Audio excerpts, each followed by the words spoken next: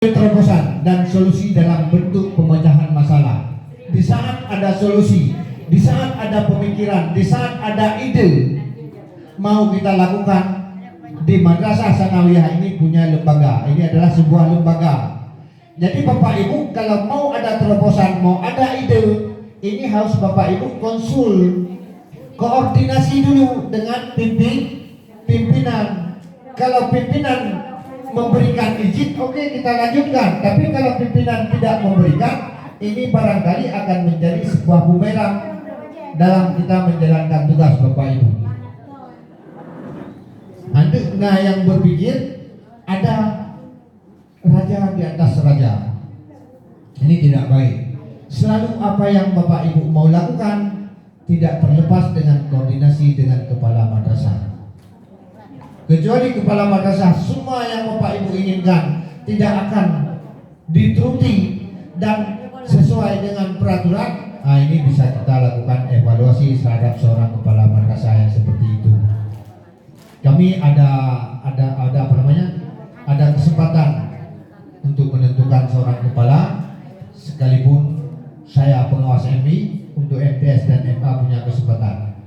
Karena di tiap tahun itu ada penilaian kinerja kepala madrasah untuk tahunan. Sekarang tahun 2022 ini kami akan melakukan penilaian kinerja kepala madrasah untuk 4 tahunan. Bagi yang 4 tahun, 8 tahun, 12 tahun ini akan kami lakukan. Apabila dia mendapatkan nilai baik, maka kepala madrasah yang seperti itu harus diganti. Itu aturan. Bukan saya ganti, tapi aturan. Harus amat baik. Harus amat baik. Harus nilainya A. Itu bisa kita pertahankan. Dan yang menilai itu bukan hanya tingkat kabupaten kota, tapi Kanwil ikut terlibat nantinya. Untuk di PD, BIRUM sudah berjalan. Barangkali bulan habis Agustus sudah masuk ke Kota Langsa. Salah satu di situ ada saya dalam tim. Lebih kurang kami ada 8 orang. Sistemnya kami panggil nanti ke kantor. Entah di mana tempatnya, kami panggil ke kantor. Di situ kepala madrasah harus menghadap dengan membawa dokumen-dokumen. Harus ada komite, harus ada guru, harus ada wali murid, dan harus ada murid. Kami tanyakan semuanya. Apa yang sudah dikerjakan? Waalaikumsalam warahmatullahi wabarakatuh. Assalamualaikum. Amat baik bisa dipertahankan, bisa dipindahin ke sekolah yang lain. Tapi kalau tidak amat baik, dia dipindahkan untuk menjadi guru kembali. Tapi kalau amat baik tidak di sekolah ini, sekolah lain perlu promosi karena dia bagus, kita tempatkan di sekolah yang lain. Nah, gitu. Oke Bapak Ibu, inovasi yang kelima, memanfaatkan teknologi informasi dan komunikasi dalam bekerja secara efektif dan efisien. Kita baru terbuka mata Bapak Ibu selama COVID bahwa kita harus memulai pembelajaran dengan siswa itu melalui WA, tapi tidak digitalisasi, hanya sebuah WA. Bagaimana bentuk teknologi yang akan kita manfaatkan? Teknologi dan komunikasi dalam bekerja secara efektif dalam menuju madrasah literasi digital. Yang pertama, sekolah madrasah itu harus memiliki web. Yang kedua, harus memiliki wifi.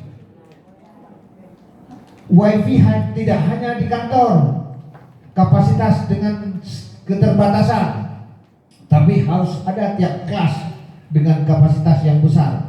Anak-anak bisa melakukan download materi, bisa download buku, dan bisa menyimpan. Di samping memiliki fasilitas komputer, dan guru yang mengajar harus dengan laptopnya juga. Di Korea Selatan, guru tidak lagi berfungsi. Guru hanya sebagai fasilitas, operator komputer untuk menggerakkan sebuah robot mengajar. Datang seorang guru menghidupkan komputer, aktifkan robot, masukkan disket. disket itu adalah disket pembelajaran yang sudah dikonsep oleh seorang guru.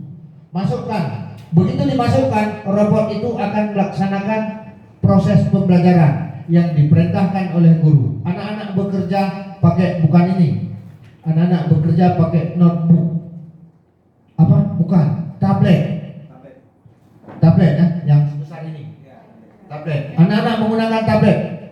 Jika ada pertanyaan, anak-anak harus memberikan jawaban. Jika anak-anak tidak memberikan jawaban, dilewatkan.